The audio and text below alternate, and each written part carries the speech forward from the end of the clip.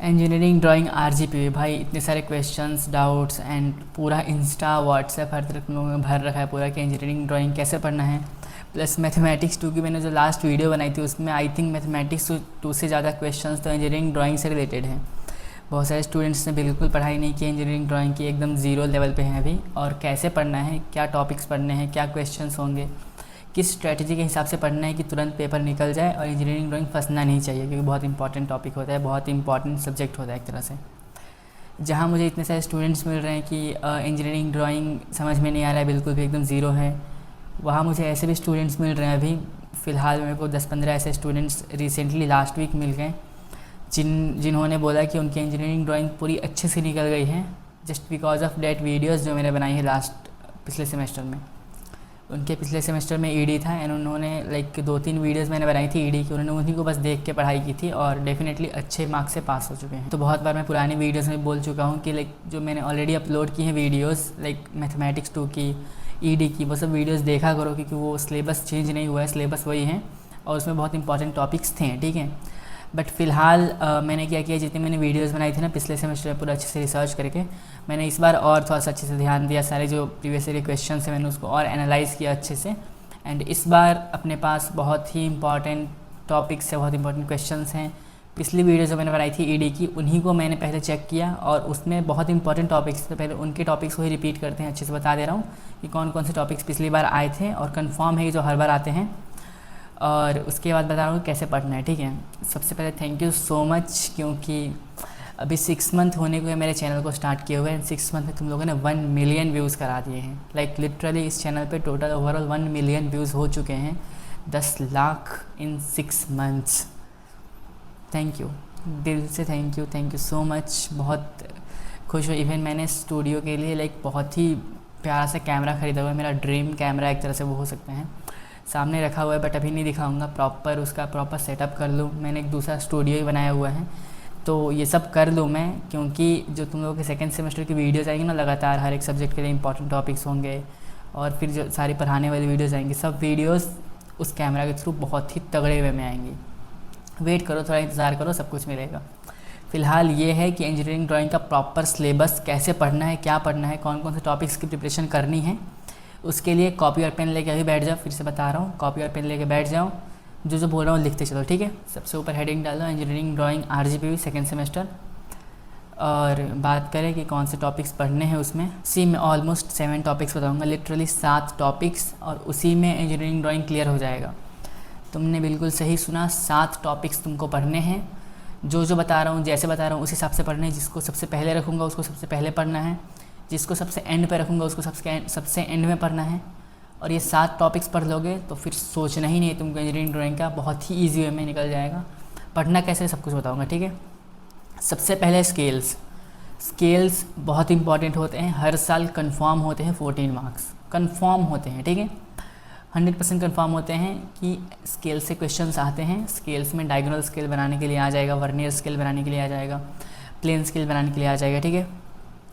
सबसे पहले ये लिख लो कि स्केल्स इंपॉर्टेंट है, स्केल्स पढ़ना है। स्केल्स पढ़ना कैसे है, कैसे कैसे उसके सॉल्व करने हैं, प्लेन स्केल कैसे बनेगा, वर्नियर स्केल कैसे बनेगा, डायगोनल स्केल कैसे बनेगा, उसके लिए वीडियोज़ ऑलरेडी बहुत सारी अपलोडेड है यूट्यूब पे। अगर तुमको वहाँ से सीखने को मिल रहा है तब तो ठीक है, अदरवाइज़ कमेंट सेक्शन में बताओ, मैं खुद प्रॉपर समझा दूँगा अगली 1 से 2 वीडियोज़ में, ठीक है। और ये वैसे मैं सब कुछ बताने वाला हूँ, जितना मैं इसमें टॉपिक्स बता रहा हूँ ना, सब कुछ मैं ऑलरेडी बताने वाला हूँ चैनल पर आगे। तो फ़िलहाल तुम टॉपिक्स लिख लो कौन से पढ़ने हैं। सबसे पहले स्केल्स, उसमें आते हैं diagonal scale, vernier scale, RF calculation, RF कैसे निकालना है वो सीख लेना। उसके बाद बात करें अपन दूसरे इम्पॉर्टेंट टॉपिक जो कि है प्रोजेक्शन। अगर अपन बात करें ना स्केल्स एंड प्रोजेक्शन, अगर किसी स्टूडेंट ने स्केल्स और प्रोजेक्शन बस ये 2 चीज़ पढ़ ली ना, तो उसकी पर्सनल गारंटी मैं ले सकता हूँ कि वो स्टूडेंट पास हैं। समझ रहे हो, पासिंग मार्क्स उसके पास कंफर्म है, क्योंकि स्केल्स जो है वो डेफिनेटली 100% क्वेश्चन है कि आता है, 100% आता है, और प्रोजेक्शन भी हमेशा आता है, ठीक है। तो ये दोनों बहुत इंपॉर्टेंट है। तो किसी स्टूडेंट ने अगर ये दोनों पढ़ लिया ना तो पासिंग मार्क्स तो उसके पास हैं, ठीक है। अभी बात करें थर्ड टॉपिक। पहले प्रोजेक्शन में पढ़ना क्या क्या है। प्रोजेक्शन में आपको पढ़ना है ट्रू लेंथ कैसे निकालना है वो पढ़ना है, इंक्लिनेशन क्या होता है, उसके बाद प्रोजेक्शन ऑफ लाइन क्या होता है, मतलब लाइन का प्रोजेक्शन कैसे निकलता है, फिर डॉट का प्रोजेक्शन कैसे निकलता है, फिर स्क्वायर का प्रोजेक्शन कैसे निकलता है, first angle projection, third angle projection, planes के प्रोजेक्शन कैसे निकलते हैं, ये सारी चीज़ें लाइक प्रोजेक्शन में कौन कौन से टॉपिक्स होते हैं, कौन कौन से पार्ट्स होते हैं, प्रोजेक्शन कैसे निकाला जाता है, ये सब सीख लेना, सब बताऊंगा, ठीक है, सब कुछ बताऊंगा आगे चैनल पे, इसलिए बस अभी टॉपिक्स लिखो। उसके बाद सबसे इम्पॉर्टेंट जो पढ़ना ज़रूरी है, जो इंजीनियरिंग ड्राइंग है ना वो थ्योरेटिकल सब्जेक्ट नहीं है, वो प्रैक्टिकल सब्जेक्ट है। उसमें आपको ग्राफ बनाना पड़ेगा क्योंकि उसका नाम है इंजीनियरिंग ग्राफिक्स है, ठीक है। तो ग्राफ बनाना बहुत ज़रूरी है, उसमें 70% आपको ग्राफ्स रखने हैं। लेकिन जिन स्टूडेंट्स को ग्राफ बनाने में दिक्कत होता है, लाइक उनको स्केल्स बनाने में दिक्कत होता है, उनको प्रोजेक्शन बनाने में दिक्कत होता है, उनको याद करना ज़्यादा ईजी पड़ता है मेरी तरह, ठीक है। मैं खुद का एक्सपीरियंस बता रहा हूँ, मेरे को ना स्टार्टिंग में बहुत दिक्कत होती थी, लाइक स्केल्स बनाने में दिक्कत हो रही थी, प्रोजेक्शन बनाने में दिक्कत हो रही थी। लेकिन मेरा इंजीनियरिंग ड्राइंग में बैक नहीं लगा। क्यों? क्योंकि मैंने थ्योरी पे ध्यान दिया था। ऑब्वियसली थ्योरी कम है, लेकिन इतना थ्योरी इनफ है ना इंजीनियरिंग ड्राइंग में कि पास हो सकते हो। अगर तुमको प्रोजेक्शन नहीं भी आता है ना, तुमको स्केल्स नहीं भी आता है ना, फिर भी तुम पास हो सकते हो इंजीनियरिंग ड्राइंग में ओनली थ्योरी से। ये सुनने में थोड़ा सा इम्प्रैक्टिकल लग रहा है, लाइक पॉसिबल सा नहीं लग रहा है, एंड ऑब्वियसली ये एक अच्छा सॉल्यूशन नहीं हुआ, क्योंकि ग्राफिक्स का सब्जेक्ट है तो ग्राफ तो बनाना ही पड़ेगा। बट अगर तुम थोड़ा भी सही ग्राफ बनाओगे, लाइक थोड़ा बहुत स्केल से बना दोगे, थोड़ा बहुत पोजीशन से बना दोगे, एंड थ्योरी प्रॉपर लिख दोगे ना, तो पासिंग मार्क्स अच्छे से मिल जाएंगे। थ्योरी में क्या है? थ्योरी में है कैड के ऊपर एक डिटेल्ड वीडियो, लाइक उस पर 10-15 हज़ार व्यूज़ हैं, काफ़ी लंबी वीडियो है, एंड उसमें प्रॉपर मैंने ज़ीरो टू एंड कैड होता क्या है, कैड क्यों बना था, कैड के टाइप्स क्या होते हैं, कैड में कितने डेफिनेशंस होते हैं, कैड में कितने क्वेश्चंस आते हैं, सब कुछ बताया था, ठीक है। यहाँ पे ये जो आई बटन पे है, यहाँ पे कैड की वीडियो दिख जाएगी आपको। डिस्क्रिप्शन में सबसे पहला लिंक कैड की होगी, उसके बाद जो और इंजीनियरिंग ड्राइंग की वीडियोज़ हैं, जितनी भी इंजीनियरिंग ड्राइंग की वीडियोज़ हैं ना, सबका लिंक मैं डिस्क्रिप्शन में डाल दूँगा, ठीक है। तो जितनी भी मेरे चैनल पे इंजीनियरिंग ड्राइंग की वीडियोज़ सबको आपको डिस्क्रिप्शन में सबसे ऊपर ही मिल जाएगा। कैड वाली जो वीडियो है वो कंफर्म है कि 100% उससे 21 मार्क्स हो जाएंगे, ठीक है। अगर कोई इंसान स्केल, प्रोजेक्शन और कैड पढ़ लेता है तो उसको सोचना ही नहीं है कुछ और पढ़ने के लिए, क्योंकि उसने 28 मार्क्स, 35 मार्क्स ऑलमोस्ट रिजर्व कर लिए हैं। स्केल से 14 मार्क्स आते हैं हमेशा, ठीक है, किसी भी सारे क्वेश्चन उठा के देख लो। प्रोजेक्शन से तो लगभग 21 मार्क्स और 28 मार्क्स तक आते हैं। कैसे अपने फर्स्ट ईयर में एक होता है ना कि M1 में मैट्रिक्स बहुत इंपॉर्टेंट होता है, मैट्रिक्स से 14 मार्क्स हमेशा कंफर्म होते हैं, वैसे ही इसमें प्रोजेक्शन हमेशा कंफर्म है 21 मार्क्स। कैड से हमेशा 14 मार्क्स कंफर्म है। कैड से 14 मार्क्स कंफर्म है, कभी कोई 21 मार्क्स भी आ जाते हैं, और पूरा थ्योरी होता है कि व्हाट अबाउट कैड होता क्या है उसके बारे में लिखना है, कैड में व्यू पॉइंट्स क्या होते हैं, ये सब लिखना होता है बस। कैड बहुत इंपॉर्टेंट है, एंड कैड कमांड्स लिखने के लिए आता है, कैड में कौन कौन से कमांड्स होते हैं, ठीक है। इसमें एडिटिंग होता है, ट्रांसफॉर्मेशन, लेयरिंग, जूम कमांड, ये सब बेसिक चीज़ें होती है, बस इसका डेफिनेशन सीख लो, हो जाएगा। उसके बाद अगर तुमने पहले ये 3 टॉपिक्स कर लिए, सबसे पहले स्केल, प्रोजेक्शन और कैड कमांड्स, तुमने ये तीनों जब कंप्लीट कर लिया, उसके बाद क्या पढ़ना है? उसके बाद पढ़ना है अपने को कॉनिक सेक्शंस। कॉनिक सेक्शंस बहुत इंपॉर्टेंट हैं, ये भी हमेशा हर साल आता है, लेकिन कॉनिक सेक्शंस इन सब के बाद पढ़ना है, क्योंकि स्केल्स, प्रोजेक्शन और कैड जो है ना वो ज़्यादा इंपॉर्टेंट है कॉनिक सेक्शन से। ऐसा नहीं है कि कॉनिक सेक्शन कम आता है, कॉनिक सेक्शन भी हर साल आता है, लेकिन ये सब सीखना ज़्यादा ईजी है, कॉनिक सेक्शन सीखना थोड़ा सा टफ होता है, ठीक है। तो पहले वो तीनों सीखना है, उसके बाद कॉनिक सेक्शन पढ़ना है। कॉनिक सेक्शन में कंस्ट्रक्शन कैसे होगा, उसका कैसे बनता है, और उसका टेंजेंट कैसे निकलता है, ये सब सीखना है। उसके बाद क्या पढ़ना है? उसके बाद पढ़ना है आपको आइसोमेट्रिक प्रोजेक्शन।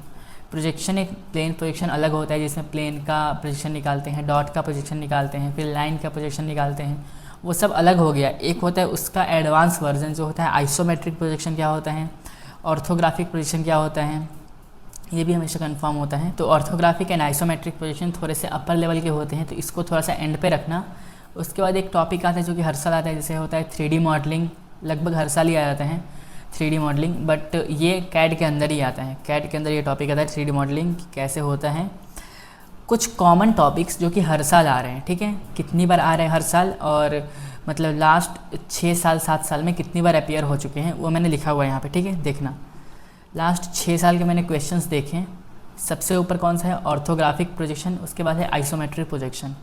6 साल में 6 बार आया हुआ है, लिटरली 6 साल में 6 बार ये दोनों टॉपिक्स आए हुए हैं, मतलब हर साल आए। उसके बाद डायमेंशनिंग क्या होती है, ये भी कैड का ही टॉपिक है, ठीक है। उसके बाद जूम कमांड्स जो लिखा है, फिर एप्लीकेशन ऑफ कैड लिखा है जो, सेशनल एंड सेक्शनल व्यूज़ लिखा है जो, फिर ऊपर जो डायमेंशनिंग है, ये चारों टॉपिक्स कैड के हैं, समझ रहे हो। ये जो लगातार दो ऊपर के छोड़ के जो नीचे 4 टॉपिक्स हैं ना, सब कैड के हैं। अगर तुमने कैड अच्छे से पढ़ लिया, कैड मतलब होता है कंप्यूटर एडेड डिज़ाइन, मतलब कैड का मीनिंग मैं समझा रहा हूँ, ठीक है। पहले के ज़माने में, लाइक आज से 20-25 साल पहले, जब घर के नक्शे बनते थे, फिर किसी बिल्डिंग का नक्शा अगर बन रहा है कि यहाँ पे बिल्डिंग कैसी कंस्ट्रक्ट होकर बनेगी, तो वो पहले क्या होता था, पहले वो कॉपी पे पेन से बनता था, ठीक है। जो इंजीनियर्स होते थे, सिविल इंजीनियर्स, वो नक्शा बनाते थे हाथों से, पेन के हेल्प से। लेकिन अभी के टाइम पे क्या हो गया कि कंप्यूटर एडवांस हो गया है, पूरी वर्ल्ड एडवांस हो गई है, तो हाथ से कोई ऑब्वियसली क्यों ही करेगा, तो कंप्यूटर की हेल्प से एडिट करके, कंप्यूटर एडिट डिज़ाइन एक सॉफ्टवेयर होता है। कैसे माइक्रोसॉफ्ट एक सॉफ्टवेयर है, फेसबुक एक एप्लीकेशन है, इंस्टाग्राम एक एप्लीकेशन है, या फिर फ़ोटो एडिटर ऐप्स होते हैं जैसे पिक्सार्ट हो गया, वैसे ही एक एप्लीकेशन है, एक सॉफ्टवेयर है जिसको बोलते हैं कैड, कंप्यूटर एडेड डिज़ाइन। उसकी हेल्प से इंसान किसी भी चीज़ का मॉडल बना सकता है। जैसे वो चाहे कि एक फ़ोन मैं बनाना चाहता हूँ जो नया मॉडल का फ़ोन होगा, तो उसका स्ट्रक्चर कैसा बनेगा। मैं कोई गाड़ी बनाना चाहता हूँ, उसका स्ट्रक्चर कैसा बनेगा। मैं कोई नया क्लोथिंग ब्रांड लॉन्च कर रहा हूँ, तो नए कपड़े का क्लोथ का जो डिज़ाइन होगा वो कैसे बनेगा। या फिर कोई नई बिल्डिंग का जो कंस्ट्रक्शन का जो मैपिंग है, मतलब जो नक्शा है वो कैसे बनेगा। ये सब चीज़ें जब कंप्यूटर की हेल्प से करते हैं ना, उसको बोलते हैं कंप्यूटर एडेड डिज़ाइन, उसी को बोलते हैं कैड। सिंपल सा चीज़ है, बहुत ईजी है समझने में। और इस पर डेडिकेटेड वीडियो मैंने बोली है ना, इस पर फुल्ली डेडिकेटेड वीडियो, पूरा कैड समझ में आ जाएगा, लाइक लिटरली 0 to end। और कैड देख लो कितना इंपॉर्टेंट है कि कैड से देखो 6-4-4-4 मतलब 6 साल में लगभग 24-25 क्वेश्चंस कैड से आ गए हैं। 6 साल में 25 क्वेश्चंस कैड से आए हैं। इस बार भी समझ लो ना कि 14 to 21 मार्क्स कन्फर्म है। कैड बहुत इंपॉर्टेंट है। सबसे पहली लिंक है डिस्क्रिप्शन में, उस पर क्लिक करके सबसे पहले कैड सीखना। आगे भी सिखाऊंगा डेफिनेटली। ये हो गया इसके टॉपिक्स। अब टिप्स बता दूँ, इफ़ेक्टिव टिप्स कौन कौन से हैं जिसके लिए। फिर से एक बार रिपीट कर दे रहा हूँ, अगर तुमने कॉपी पेन लिया होगा तो फिर से एक बार रिपीट कर दे रहा हूँ कौन कौन से टॉपिक्स पढ़ने हैं। सबसे पहले पढ़ना है स्केल सबसे इंपॉर्टेंट है। उसके बाद पढ़ना है प्रोजेक्शंस। स्केल्स एंड प्रोजेक्शन से तुम्हारा जो प्रैक्टिकल वाला पार्ट है वो निकल जाएगा, ठीक है। उसके बाद जो थ्योरेटिकल पार्ट है वो है कैड बहुत इंपॉर्टेंट थ्योरेटिकल पार्ट है। थ्योरेटिकल पार्ट एक हो गया कैड, और 2 हो गया प्रैक्टिकल पार्ट स्केल्स और प्रोजेक्शन।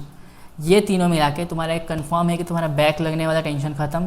तुमने अपने आप को सेव कर लिया। अगर तुमने स्केल्स, प्रोजेक्शन और कैड पढ़ लिया तो तुमने खुद को सेव कर लिया। उसके बाद तुमको अच्छे मार्क्स स्कोर करने हैं। तुम इतना कंफर्म है तुम्हारा बैक नहीं लगने वाला है। अब तुम अच्छे मार्क्स स्कोर करोगे, उसके लिए तुम पढ़ोगे कोनिक सेक्शंस। उसके बाद तुम पढ़ोगे ऑर्थोग्राफिक एंड आइसोमेट्रिक प्रोजेक्शंस।